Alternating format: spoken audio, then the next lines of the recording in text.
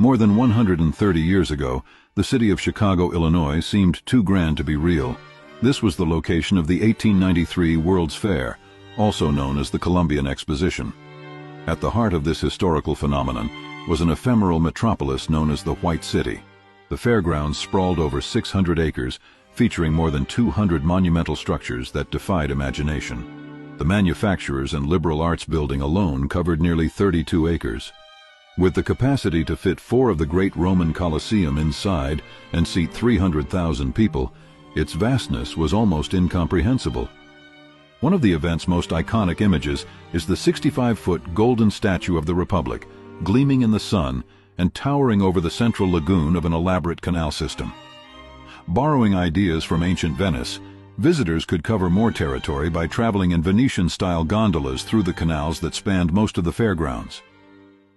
Norway even sailed a full-sized replica of a Viking ship across the ocean to be put on display. Approximately 27 million people from around the world were introduced to foods that have since become universally recognizable, such as peanut butter, Hershey's chocolate, Pabst Blue Ribbon, Cracker Jacks, Juicy Fruit gum, and Vienna sausages, to name a few. The integration of electrical power into nearly every aspect of our lives can, in many ways, be traced back to this event. Electricity lit the night, with the grounds illuminated by more than 100,000 incandescent light bulbs, a recently patented invention at the time. Technological marvels such as the first practical electric automobile and the first electric kitchen with an automatic dishwasher were also introduced. The entertainment area brought to the public the concept of amusement parks, with attractions, sideshows, international villages, and the first widespread use of souvenir merchandise like postcards, coins, and other memorabilia. Interestingly, spray paint and the concept of whitewashing can also be traced to the fair. The very first Ferris wheel was created for the event by bridge builder and steel magnate George Washington Gale Ferris. As the story goes, he sought to rival the Eiffel Tower, the highlight of the 1889 Paris Fair. At 264 feet tall, his wheel could accommodate 2,160 people at a time and offered panoramic views of the entire fairgrounds. The precursor to the electric moving sidewalk from the 1900 Paris Expo was also debuted in Chicago. It was constructed on the pier to save people from having to walk the 2,500-foot length to and from their steamships. Much like its successor in Paris, there were multiple platforms moving at different speeds in a looping circuit.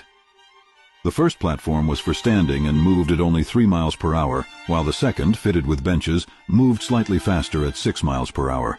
As we delve deeper into the World's Fair events, a pattern begins to emerge, one that seems to defy the conventional history we've all been taught.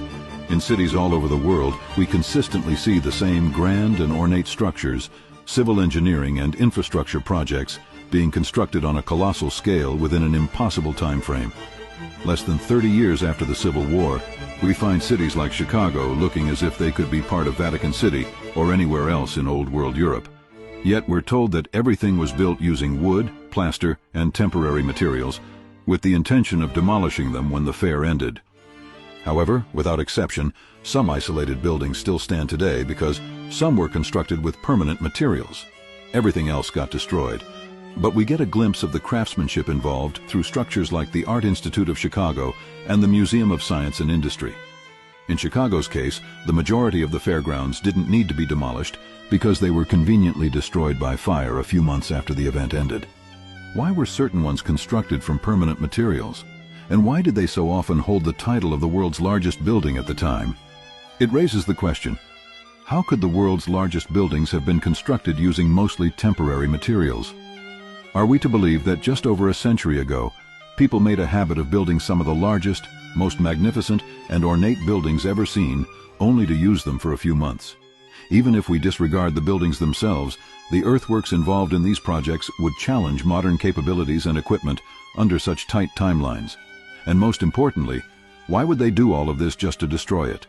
Could the World's Fair events have been the perfect cover to hide the remnants of a unified global system that existed before the upheaval of the Civil War and 2 world wars were used to reshape our world? The similarities between the narratives surrounding the fairs, the architecture, and the scale all seem to point to something more than coincidence. It suggests a carefully orchestrated erasure of a past we were never meant to remember. We have to ask ourselves, how much of our history has been rewritten? What has been lost? and how much has been hidden in plain sight?